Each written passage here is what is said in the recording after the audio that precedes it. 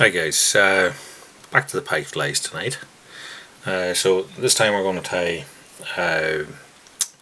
it's like a bait fish pattern with like an orange and yellow cheek. It's going to turn out like this, hopefully. So I suppose it's a roach with a bright cheek. I'm not exactly sure what the name of it is. There's other versions of it around. So this is a 5-stroke O. Sakuma Manta Extra, which is a good strong straightforward hook.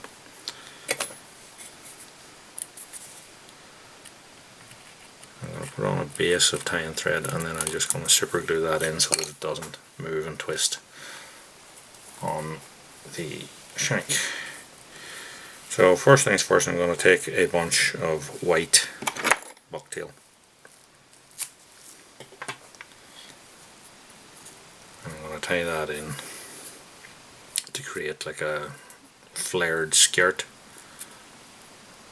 the rear here. So I'm just going to let that envelop the shank of the hook, let the thread go around it and pull good and tight in. You can see it starting to splay itself out. Then what we'll do is stroke all this back, and the skirt at the back of it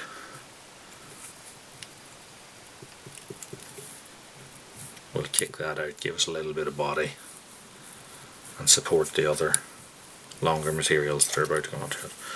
So I'll put a little bit of glue just onto that tie-in. So I always like to put a little bit of crystal hair into my pike flies. So I'm going to double over, say 6 strands or so of that, double it over and then cut it in the middle so I have 2 bunches. Then I'm going to pull one of the bunches sort of 2/3 the way past the other one, and then we'll tie in that across the middle point. Allow it to sort of splay around a little bit, separate those out, and then fold these strands all back on themselves. I just like that added little glint that that the crystal hair gives. So next I'm going to put on a bunch of mixed tinsels that I made. Now these are silvers, holographic silvers and pearls, and I have a bunch there, maybe what, 9 inches or so long, and I'm just going to pull the fibres out and throw them back across each other, and then we get a sort of a taper. I'm going to put this out to the length of the fly that we want, so 7 or 8 inches or something along the lines of that. Tie across the middle of it, let it sort of flare out, and then fold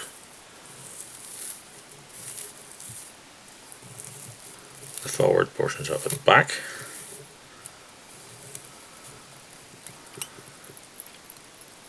Tie my thread back up against it as a dam.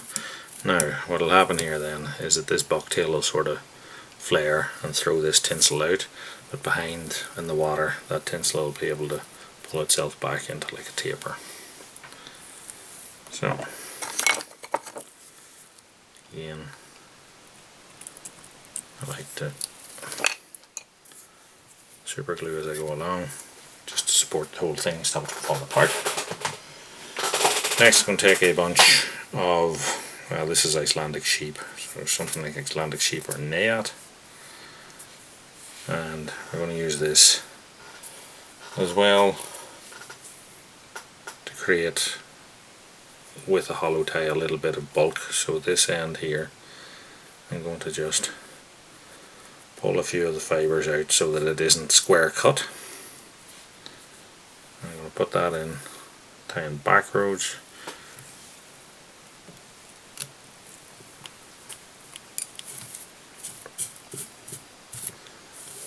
flare it out a little bit, so that'll give us a little bit more density here in the center. But then when I flick all this back,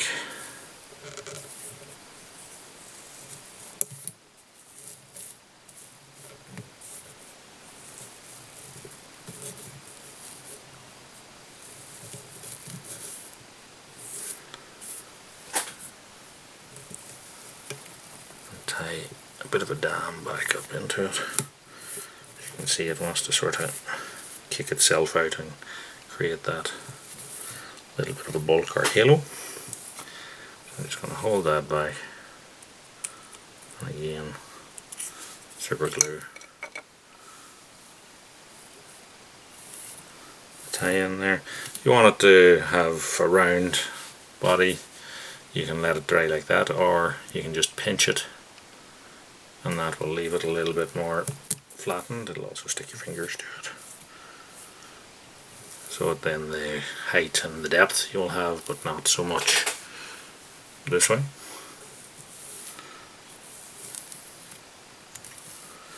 So next I'm going to take a bunch of this is a Connect-Lawn fibre, and what I've done is I've mixed a fluorescent yellow and a fluorescent orange here in equal parts, and I'm going to just misalign them here. And I have two, well I have one bunch, but it's about the length of my finger or so. I'm going to tie that in across its middle on the side.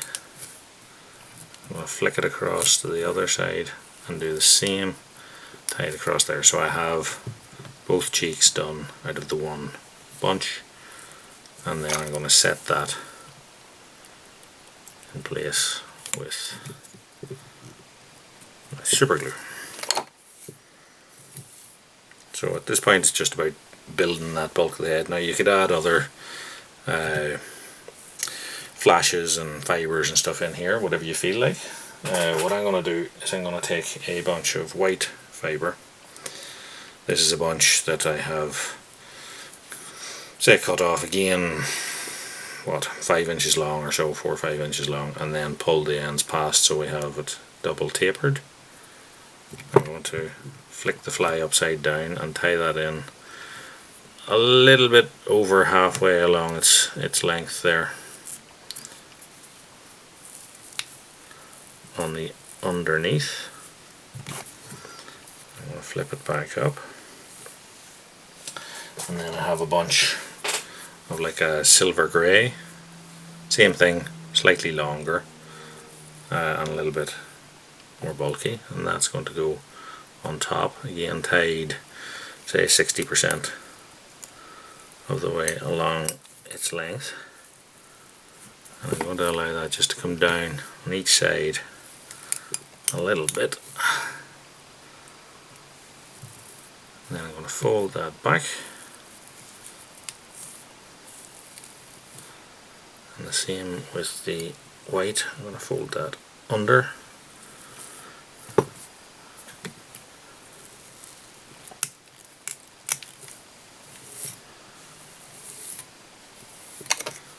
and then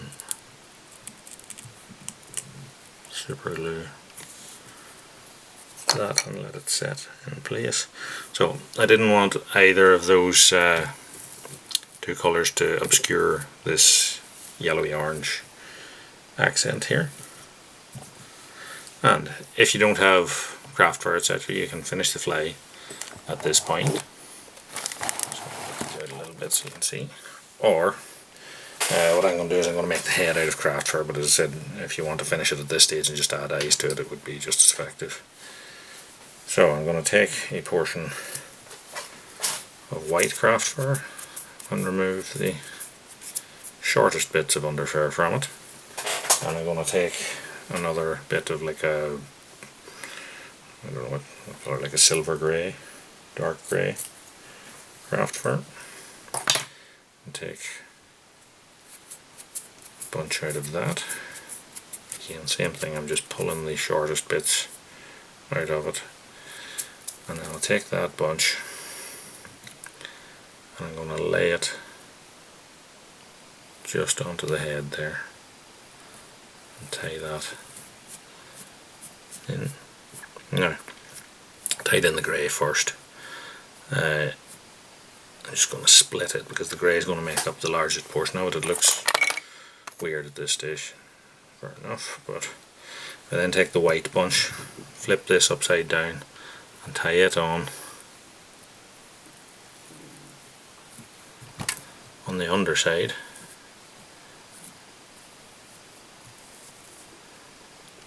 I'm going to take my tan silk through the gap between the two colours, and then I'm just going to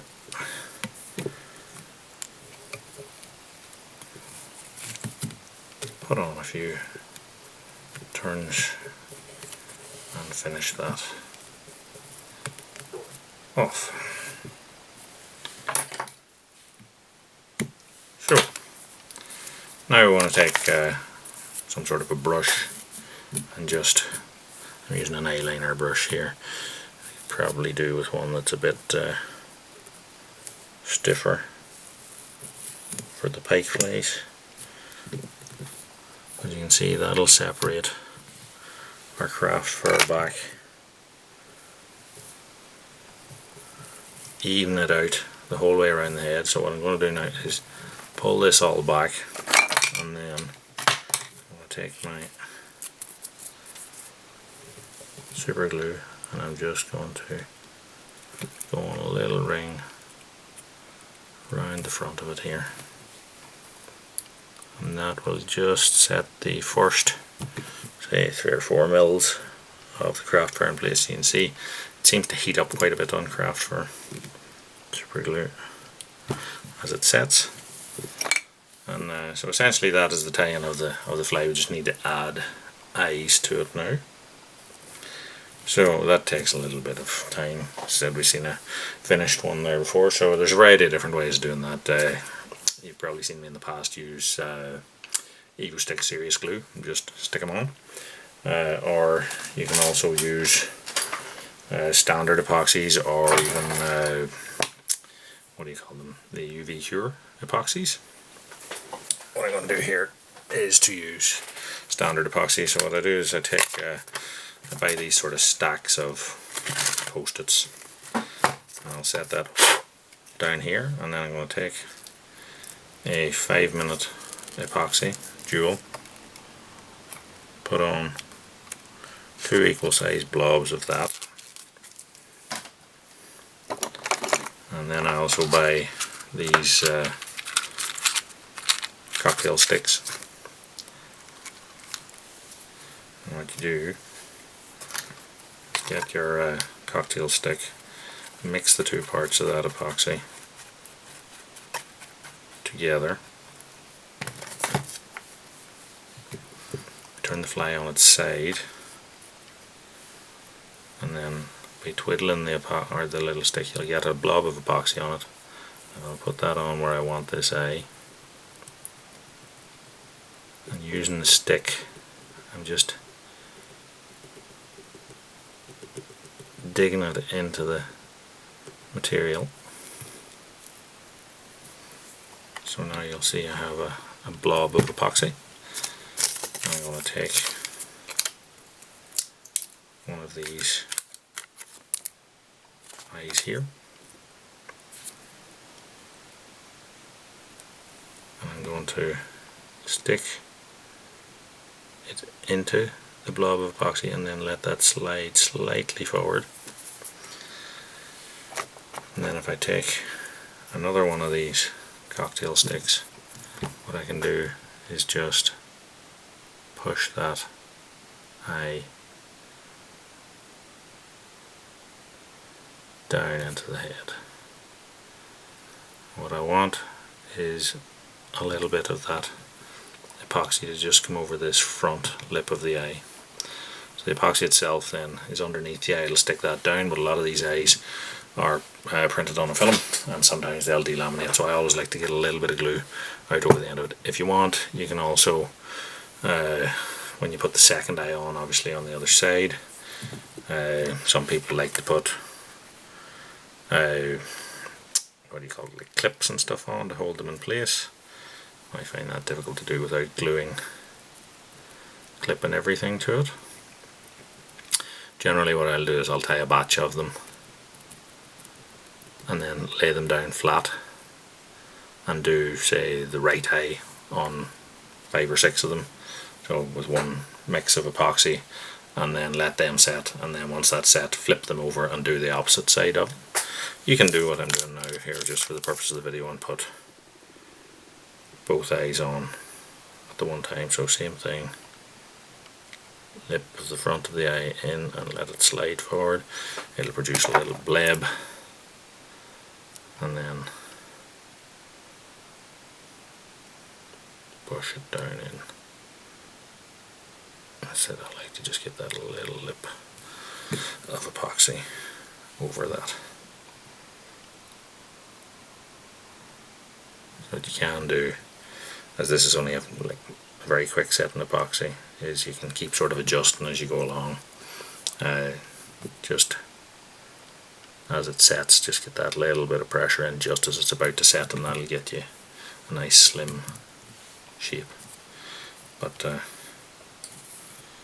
we have a little bright cheeked roach pattern. So we should now have like and subscribe buttons. So give us a like, give us a subscribe if you like what you see, and then you'll be able to see extra videos as I upload them, and tight lines. Till next time, thank you.